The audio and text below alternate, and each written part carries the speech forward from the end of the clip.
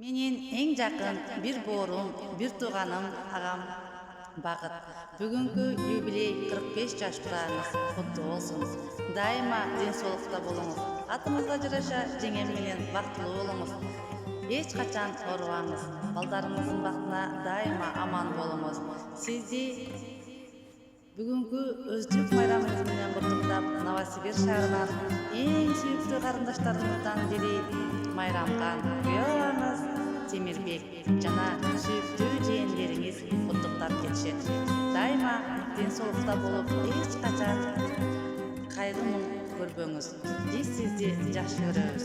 Өздүк майрамыңыз куттуу болсун.